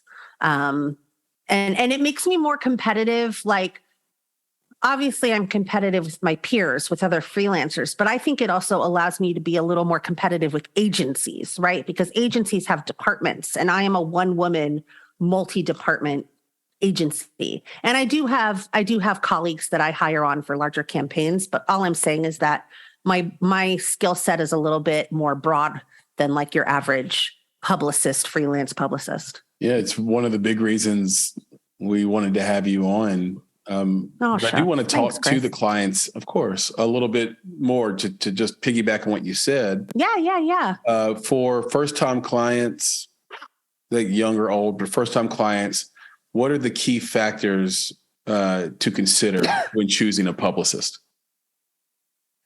Well, let's be pragmatic. Budget, right? I certainly, like, if you only have a certain amount of money, right? A lot of times I will turn business down and say, you're better off spending some money on really finely targeted Facebook ads. That's going to be more effective for you. Because even though I understand, appreciate, and respect the value of earned media, I understand that it's harder to tangibly show results from. I do understand that. So, I think budget is the first thing you got to think of. What is the best way for me to be successful financially? Like, where's the best place to throw my money? Beyond that, I recommend finding someone who can personally invest in your project, where you're not just going to be a number amongst many clients. Find somebody who's good at replying to emails. If a week goes by and you haven't heard from your publicist, that's really bad. That's really hard. That takes a whole bunch of time out of your campaign efforts. I'm pretty good. I turn around emails at least within 24 hours, if not sooner. My boyfriend would tell you that's a terrible thing because I'm constantly checking my phone, but he's accepted it as a necessary evil. I would find somebody who hopefully has some experience, right? Like, if you're a documentary, try to find a publicist who has documentary experience, if not experience in the specific subject matter, right? The other thing I have come across lately that's been really interesting is if you made a film about a marginalized community, try to find someone, if you can, from that community to work with you. Beyond that, so like when I say I've had experience with it, so I have worked this year actually with a couple documentaries about Indigenous communities from white filmmakers. And I don't have a problem with that because I think it's important those stories get told, period. However, I understand that if you're a Native American and your story is being told by a white person, that's problematic. So I get that also. The thing that might have been beneficial to those films, not to do a disservice to myself, is if they could have found a publicist who was Native American to speak to the value of the film, that might have served them well. In hindsight, I don't know. Look, you like I said, you can do all the right things and still have a negative outcome. But, so anyway, I find someone with a relevant experience, talk about loving Star Trek. I got to work on the PR team for a documentary called For the Love of Spock about the life of Leonard Nimoy. I mean, there couldn't be a more perfect film for me. Right. So, I've never wanted to do PR for a film more than I wanted to do it for that film. Yeah. Like, I went to the Saturn Awards on Tuesday night. It's the award show for science and sci-fi and horror and action movies, and walked up to the will call to grab my seat assignments. And the first person standing next to me, I looked over, was Denise Crosby, who was on Star Trek: The Next Generation. Yeah. And I grabbed my +1 and I was like, I'm here in a professional capacity. So, I could give a shit about meeting Tom Cruise, but you put me next to Lieutenant Tasha Yar and it's over. Yeah, oh my God. People are going to listen to this podcast and be like, who is this person? You are us. And for those listening that need a recap of that, number one, budget. Number two, someone who can take that personal touch with you. Number three, hire someone with relevant experience to promote your thing. Yeah. In that vein, AJ, you worked on the film Rampart, Puncture. You worked on Trespass. You're going way back. Were there any novel PR approaches you used on those films that you can mention, or novel strategies? Well, I was kind of low on the totem pole with those guys. Trespass is really interesting because it was one of the very first day and date films. It came out exclusively on DirecTV the same day it came out in theaters. Yeah. At the time, I think it was 2011. At the time, that translated into, this film's not very good. Nowadays, that happens literally every day. So that is true. That was kind of the vibe back then. It's like, oh, why does it need that? Oh, it's a Nicolas Cage, directed by Joel Schumacher.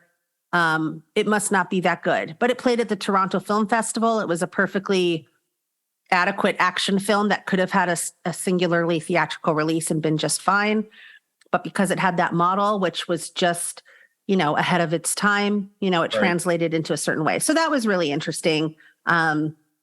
Joel Schumacher, may he rest in peace, was a lovely human being. He used to call me Peaches because he liked my skin tone. So anyway, forward thinking. I don't know. With Puncture, which starred Chris Evans, right when he was starting to become super famous, he had just wrapped shooting the first Avengers movie when we were promoting that film. We did a lot of Q&As. Like after screenings, we leveraged his celebrity into getting people to show up for a small independent film. So that was good. That happens all the time now with independent films. We do Q&As, obviously not in the last couple of years, but when I was at Gravitas, we did Q&As anytime we could. One, there's two reasons why you do that. One, it gets consumers to show up. Two, it gets the movie theater to help you promote the film because it's something they can eventize. Yeah. So it brings them on to help you a little bit more fervently. Also, at the end of the day, it bleeds over into your on-demand, right? Because, hey, look, we had a really successful theatrical, so you should totally put us on the home page of iTunes movies. Yeah. Yeah. People will be looking for this movie. So that home page is critical. Yeah. That marquee placement, you get that first five. Yeah. Yeah. It's interesting. Have you ever talked about alpha stacking? What's that? Alpha stacking. You know what that is? No. So alpha stacking is, so statistically speaking, if someone goes onto iTunes, Netflix or whatever, and they don't know what they want to watch yet. I think more often than not nowadays, people go with intent, but every now and then you go onto a platform and you're like, I don't know what I want to watch. I'm going to scroll. I'm going to go to the action movies page and see what's what. Most of the time it's alphabetical, right? And people lose interest after they get to about C, A, B, C, or 0, A, B, C, right? So alpha stacking is when you present a movie and you make sure that the title of it starts with one of those letters and you will make more money. Yeah. So we were told to alpha stack. I didn't know the terminology, but yeah. And by the way, if all of our movies start with A for a reason. Yeah. Yeah. And it happens every day. It's maybe frowned upon. Like, I don't think, let's just say Charter cable, they probably don't love it. They have 8 million movies that start with A and 2 movies that start with Z. Right. But I will say, if your movie starts with the letter Z, you better have some good PR. Like, I know that sucks, but it's just going to be a little bit harder for you. But if your movie's really good and it gets a couple good reviews, you might be fine. But I'm just, statistically speaking, if you want to be a little more minded that way, a little bit more strategic. It's easier if your movie starts with A or the number 1. You know what I mean? So, it's good. It's really anyway. It's really I'm just kind of all over the place, but you're fine. I love this. This is great information for not just me, but for the audience for sure. Yeah. How like sometimes you'll hear a celebrity say, "I need to fire my publicist." Like whenever, like they'll say it sarcastically. Yeah. Well, Do I you mean, ever look, say like everyone, to your client, I need to fire you? Like, what are the conditions for oh, I I've need done to it. fire you? I've Oh, done you it. have? Yeah. I've fired clients, and I don't like the word fired, Or but like, 'cause drop that's, them, yeah, maybe? I mean, usually what I say is I need to terminate the retainer, or I need to conclude our business. And it's not, in my Fancy experience, it's never been because someone's an asshole, just to be clear, at least with me, right? Okay. I've been really lucky. I look, one of the reasons I work for myself is because I can most of the time pick and choose my clients, and I'm a pretty good judge of character, right? So I've been really lucky. I haven't worked with a lot of assholes in the last 4 years. But what does happen is I work with someone for X amount of time, and I realize that I'm not earning them any publicity. I'm just not doing a good job. And it's not my fault for lack of effort. It's not their fault for being who they are. There's just something that's not gelling, or I don't have the press contacts that they need.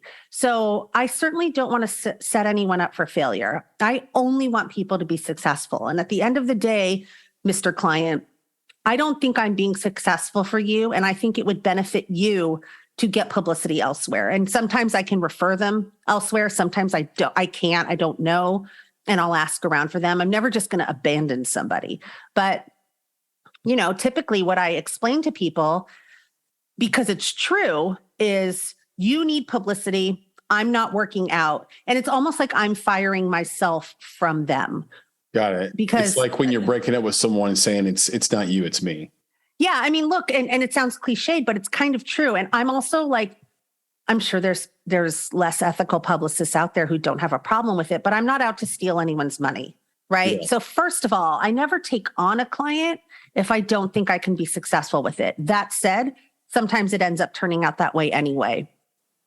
I put so much effort into it, so much time, but at the end of the day, I'm like, shit, this just isn't working. And I don't want to keep taking their money. So that's when I pull that cord and say those things and explain those things. Most of the time they're receptive. A couple times I've had someone say, "You're firing me?" And I'm like, I try not to see it that way. I understand you might feel that way. And in a way, it's flattering because it means they don't want to let me go. But like I said, I want them to get publicity. I want them to be successful. These people have mortgages, they have children, they have bills they have to pay. And what I'm doing for them is not helping that stuff at the end of the day, right? So that's how I quote unquote fire a client or drop a client, or how I've had to. Hasn't even happened that often, but it has happened. I appreciate you sharing that too. Yeah, no, it's fine. I'm very open. Ask me anything. I'll even say to your listeners, tweet at me, LinkedIn me. I love talking about what I do. I'm really lucky I get to do what I like, and I've been doing it for 16 years. So I can talk about it all day. What are the 2 best pieces of advice, AJ, you've received so far in your career, and who did they come from? Oh, well, not to be smug, but the best advice. So I do a lot of speaking to students. I guess speak at USC a lot, sometimes UCLA. You are your own best publicist. So when it comes to, obviously you work for other people and you want to be their publicist, but in order to get those people to hire you, you have to brand yourself, right? No one advocates for you better than you. Nobody knows your accomplishments better than you. So don't consider it arrogant. Don't consider it bravado or gravitas, pun intended. You are your own best publicist. Get out there. Tell people what you're good at. Tell people what you've accomplished. Use your LinkedIn and post about your professional achievements. Use your Twitter to talk about them. Use your Instagram to post pictures of them.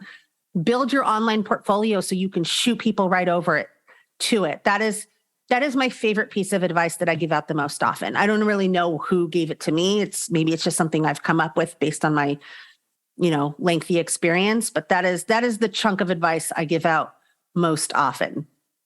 The other piece of advice, again, not something somebody gave me, but something I have learned the hard way is, and this sounds so simplistic, but it's be nice. And that's advice to publicists as much as it is to filmmakers and clients, because here's what happens. At the end of the day, if you're a dick to me, I don't give a shit if I succeed for you or not.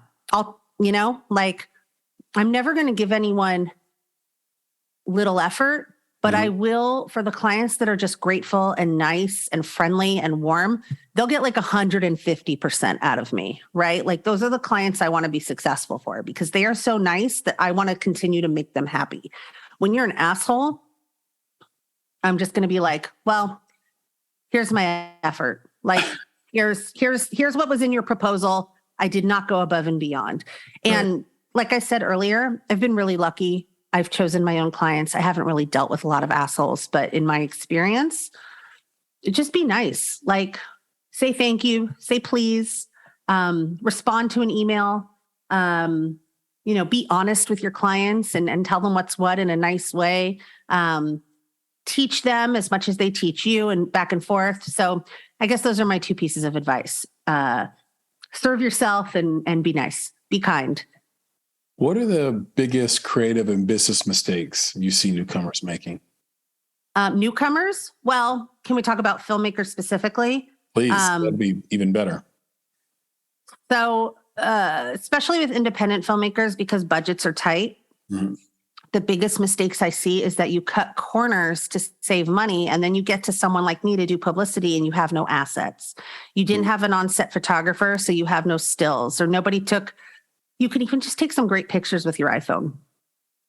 But like nobody took pictures.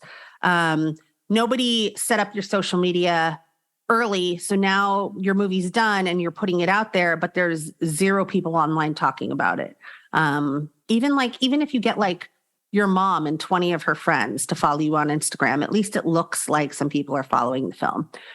So I just think like, people cut corners to save money, and sometimes you have to, and I get that, but I would say to avoid it. And I would also say to think long term.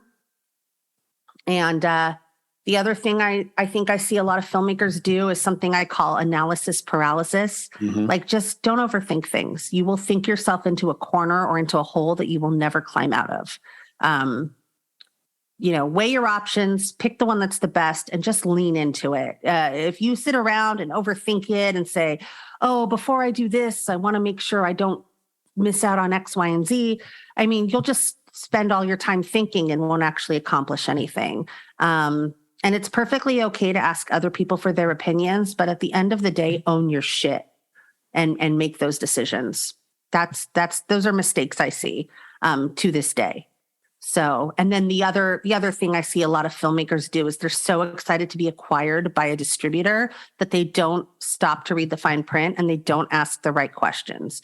So when you come on with a distributor, no matter how big or small, don't assume they will do anything for you.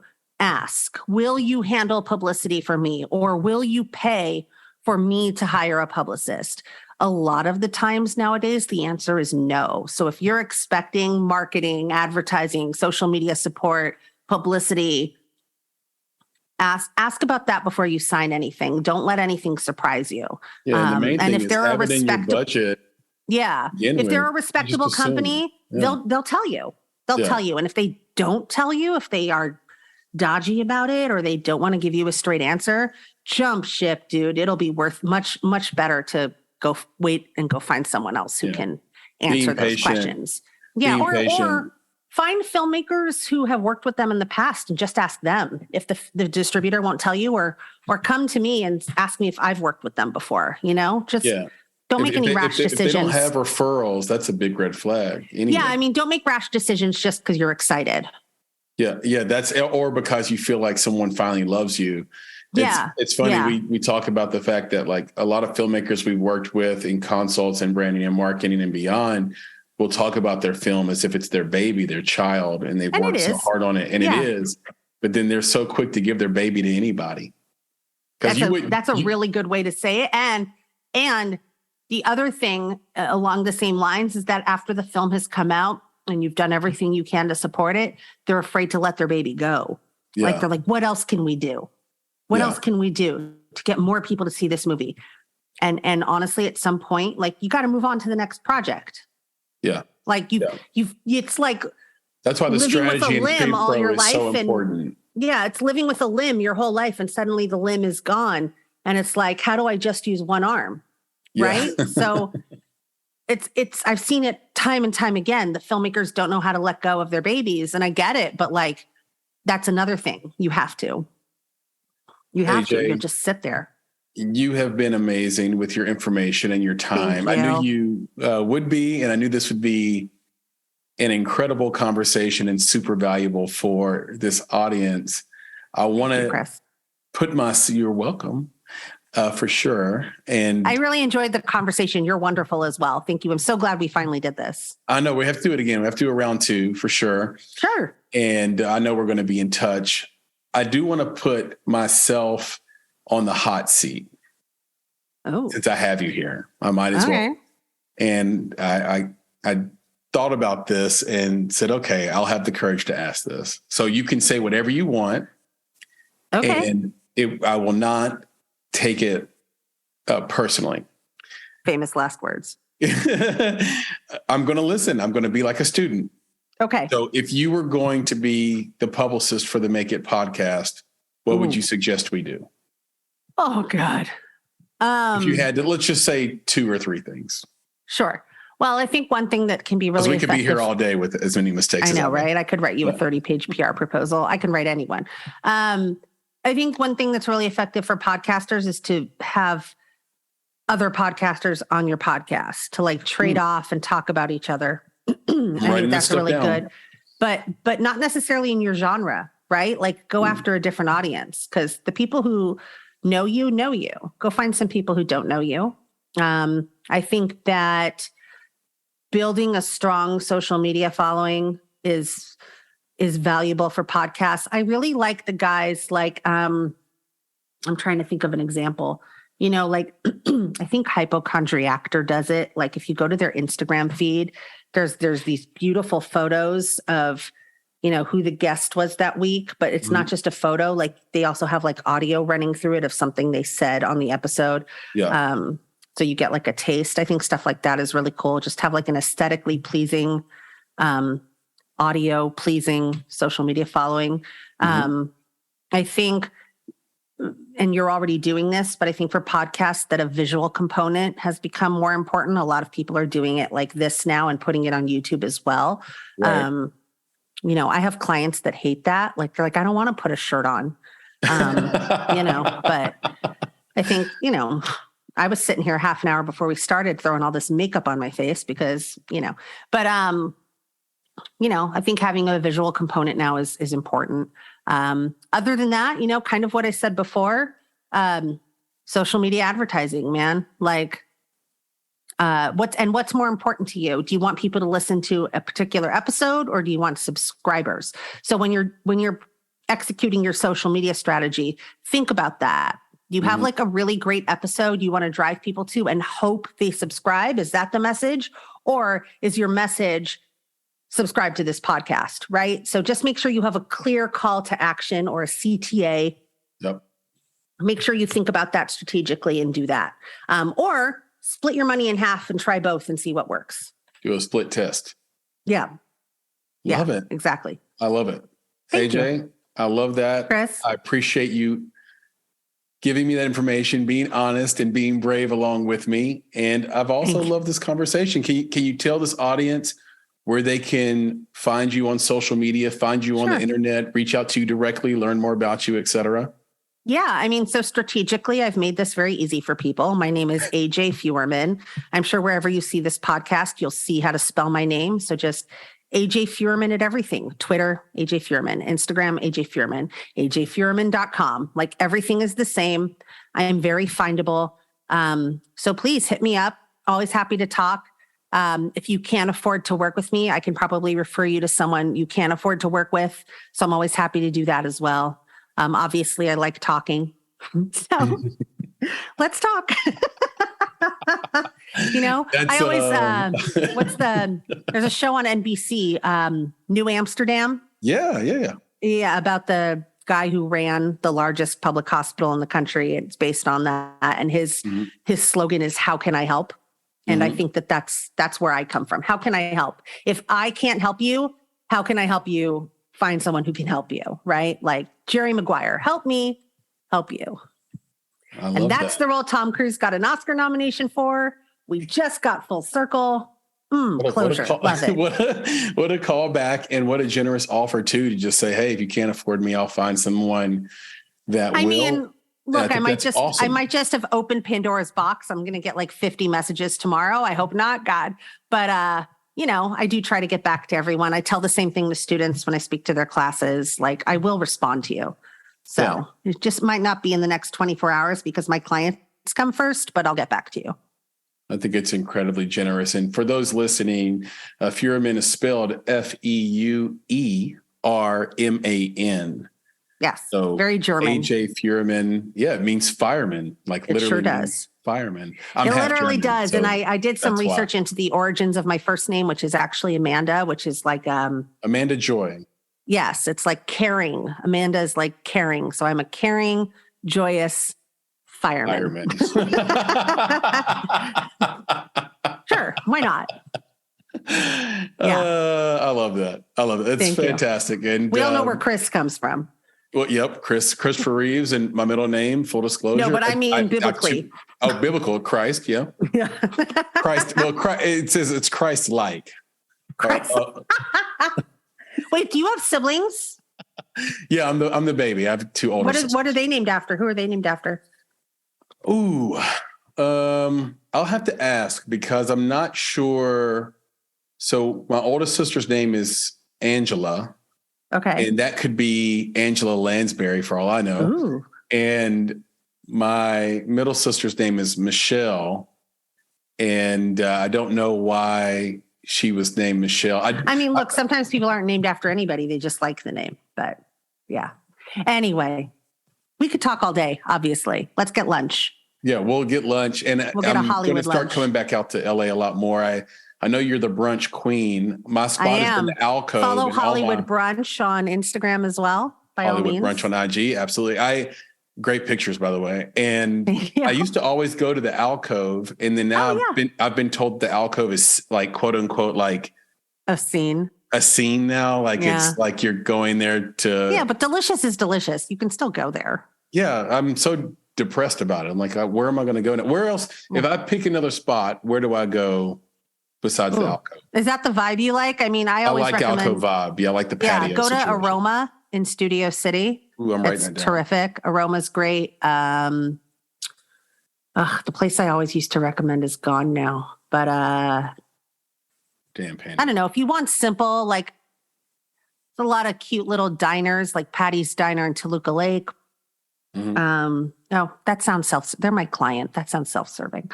But it is good. It's good. You just said delicious. God, I'm spacing on all of this, but I also really like just going to the farmer's market at the Grove. Love a good and just like market. Walking around and seeing like what entices me. There's also they just put in this really cute Mexican restaurant right outside the Grove, right outside the farmer's market called El Granero Cantina. And the patio is delightful. The decor is delightful. The food is delicious. I actually just posted a picture of it on my brunch Insta and highly recommend that too. I know you're trilingual. You have English, Hebrew, and Spanish. What does that word mean in the middle of that Mexican restaurant? Granero? You know what? I don't know. My Spanish is not fluent, but I think grand, like the Grand Cantina, I think. Okay. All right. We'll look it up. Now we have homework. Now you have homework. And so does this audience. After all we've dropped on them today. If you guys want to know more about AJ, you heard where you can find her on social, reach out to her directly. If you want to know more about the Make It podcast, that's easy. Just go to www.bonsai.film and you will find as much as you want to find on our podcast, not just our guest interviews, but our series that we have let out, like Mistakes in the Making and Industry Insights and the Film Investment series. So all valuable resources for filmmakers trying to quote unquote make it. And AJ, this has been a blast. I cannot wait to be in LA again and have brunch/lunch with you. Likewise, I look forward to it. Thank you so much for having me. Anytime. We're going to talk soon? Yeah, absolutely. All right. Count on it. Good. Okay. Bye, everyone. Thank you. Bye. Hey, gang. One more thing before you go. I want to talk to you about Indie Insights. Indie Insights is our bi-weekly newsletter and love note to the film industry, movies, and the creatives that make them, not to mention you, our esteemed listeners. Inside, you'll find curated industry trends, articles, exclusive commentary, and underappreciated films from filmmakers like you worldwide. And the best part is that it's completely free. So, join today at www.bonsai.film. It just takes a few seconds, and once you sign up, you'll get the very next newsletter. It's that simple. Go to www.bonsai.film to get Indie Insights, our bi-weekly newsletter, and join a network of film creatives like yourself. And don't worry, we'll never sell your information or spam you with a bunch of nonsense emails, just the bi-weekly film industry goodness you need. And if you ever tire of Indie Insights, we hope not, but if you do, simply unsubscribe. No gimmicks, no games. So, one more time, go to www.bonsai.film to get Indie Insights for free. And thank you for listening.